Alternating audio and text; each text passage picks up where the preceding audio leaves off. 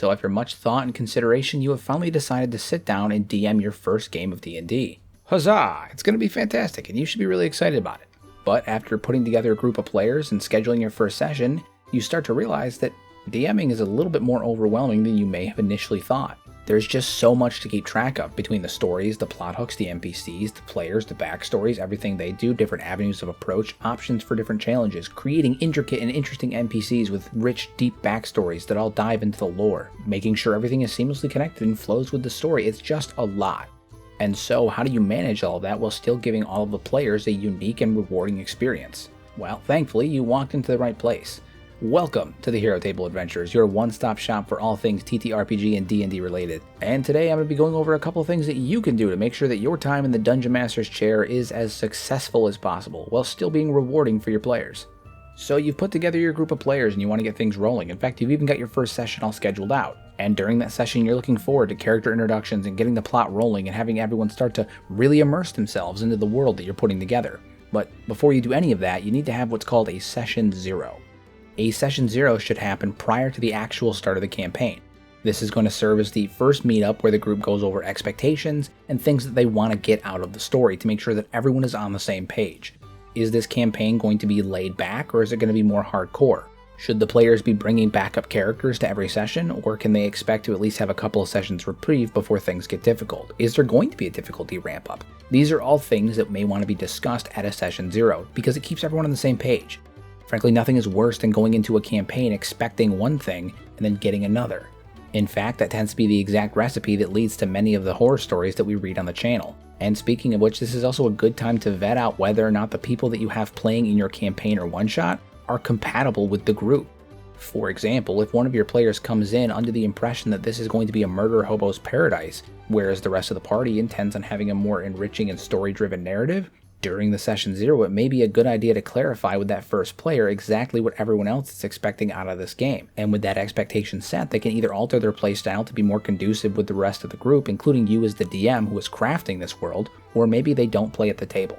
Session 0 is also a fantastic time to go over nuances about your particular playstyle. For instance, me as a DM, I don't tend to rule with the rule of cool.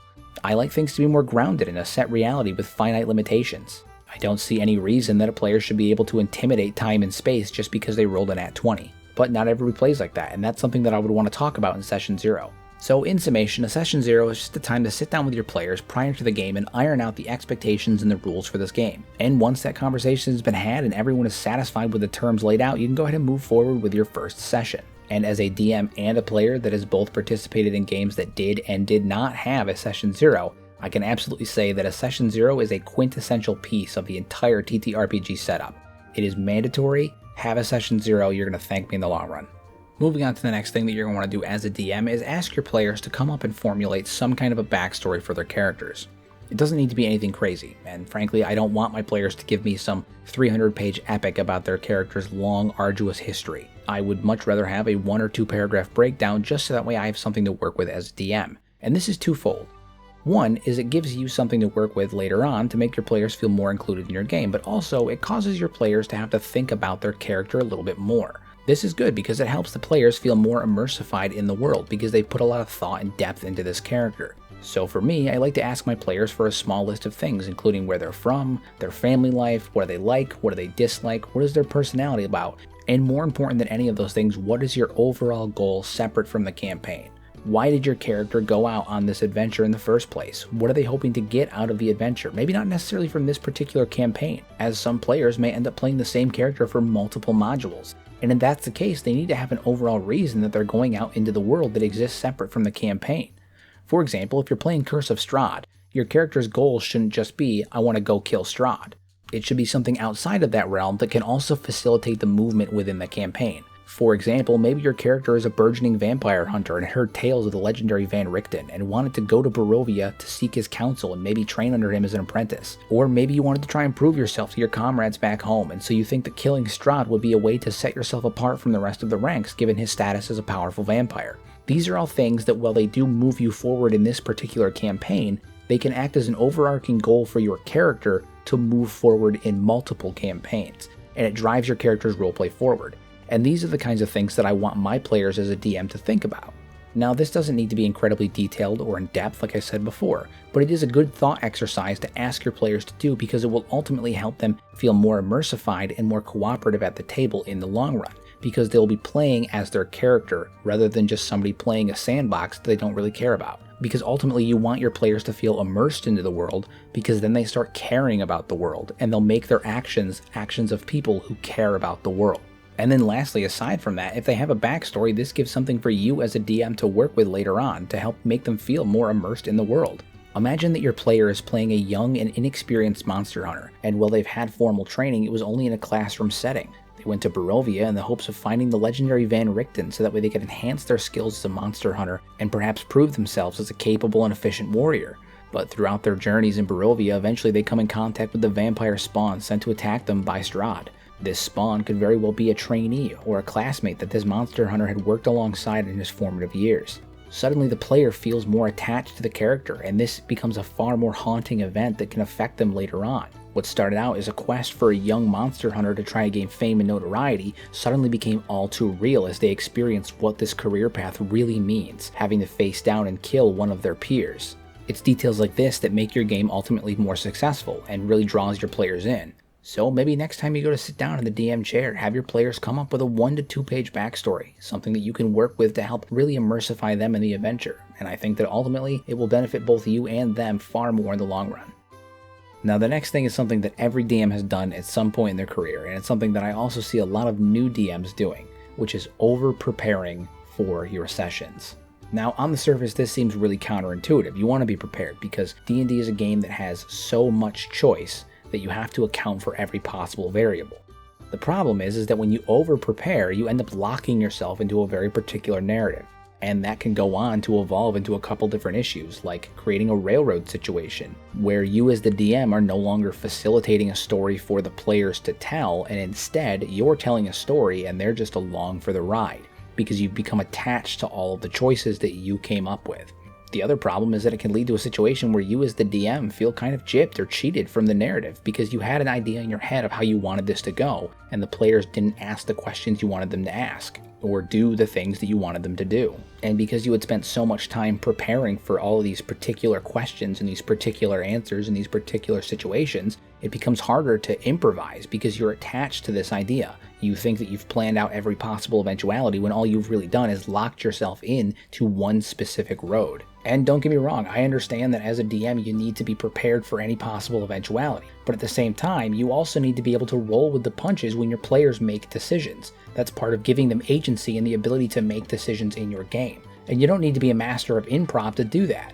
I would much rather have a DM that says, hey, I need 5 minutes to look at my notes, I wasn't expecting you guys to do that and I need to figure out how I'm going to move forward from here, than a DM that tries to railroad me into a decision that I don't want to make just because they got attached to that decision during their preparation. So in short, don't over-prepare. You should come knowing what's going to happen that session with a broad overview, a general idea of the things that are happening, an idea of the plot and the NPCs that are involved, but you don't need to plan every single minute detail or every possible interaction that could happen. Instead, just roll with the punches.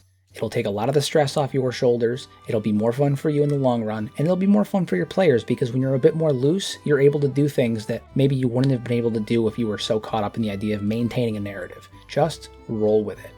And the last thing that I want to talk about that's going to make you a successful DM is a skill that can take a little bit of time to learn, so don't beat yourself up over it, but it is something that every successful DM needs to be able to do in order to run a successful campaign or even to run a good session, and that's reading the room. So many of the horror stories that I read on the channel, they're about DMs that are abusing their players or derailing their own games or throwing in DM NPCs that are essentially just Mary Sue godlike self-inserts, all stem from the fact that the DM is not at any point looking at the faces of their players and reading the room. As a DM, you need to be able to course correct and adjust on the fly to make sure that everyone at your table is invested, entertained, and having a good time. Now, that does not mean that you should be placating to your players to make sure that they have the best time possible at the expense of everyone else. For example, if I have a player that's throwing an absolute temper tantrum because they got caught in a one-hit kill trap and lost their character, I'm not going to completely rewrite the game to make them feel better. However, if during combat I notice that one player in particular is not paying attention to anybody else's turn, they're pulling their phone out, they're looking generally bored, And when they're doing their turn, they're just doing, just attack, 6 to hit, no, okay. And then they go back down to their phone. That's the time when you need to make combat more entertaining. You need to spice it up. You need to do something to get them re-engaged. And this is especially true if you see multiple people doing this throughout the course of your sessions or campaigns. And this is especially important when you start to see party banter develop between the characters. If you notice that one party member tends to be the butt of every joke at the table, and that party member or that player is not actively smiling, laughing, or engaging in the jokes in some manner, whether it be on the table or outside of the table, and instead they seem like they're defeated or they're struggling with those jokes, that needs to be something that you as a DM address.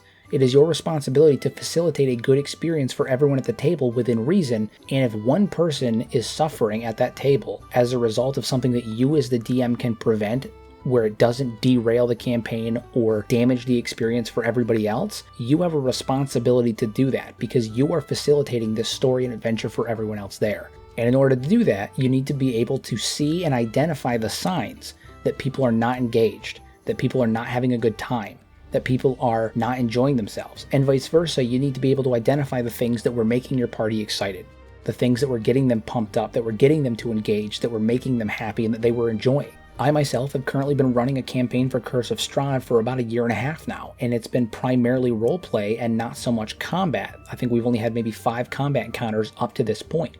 And that's because I realized that this particular group of players did not really enjoy the combat portion of D&D. I noticed that while we were doing combat, they often seemed somewhat disengaged from the situation, stressed out and tired, and not really paying attention, and not in a way that was, I'm stressed about combat, but more so in a way that said, I just want this to be over. And so in response to that, I scaled back the combat. And while it still does happen in areas where it's needed for story progression, the combat is not the main focus of this particular campaign. Instead, it's the social dynamics and the roleplay. And the party has been much happier with that since then. And so being able to look at your table and read the emotions and the feelings that the table is having is imperative for a number of things as a DM. But the most important part is that it's imperative to make sure your players are having fun and they are engaged. And so in summation, if you want to be a very successful DM, something that you need to be really good at is learning how to look at your players and identify how they're feeling and how they're reacting to your campaign and your decisions as a DM on the fly in real time. And you need to be able to adapt to those reactions in real time to ensure that your party is having the best time possible within the confines of the rules and regulations that you set up in session 0. See how I flipped it back to a session 0? And that about wraps it up for this particular video, and while that does not cover every single aspect of what it requires to be a successful DM, I do feel that these are the things that you need to master in order to officially level up the experience that you as a DM are able to give to your players, and in response, able to level up the experience that your players give to you as a DM. And I hope that everything we've talked about today can help improve your experience as a DM and improve the experience that your players have with you as a DM. But yeah, that's all I got. So, thank you adventurers for stopping by the Hero Table. I hope it was a warm and rewarding experience for you all, and as always, I hope to see you here again real soon.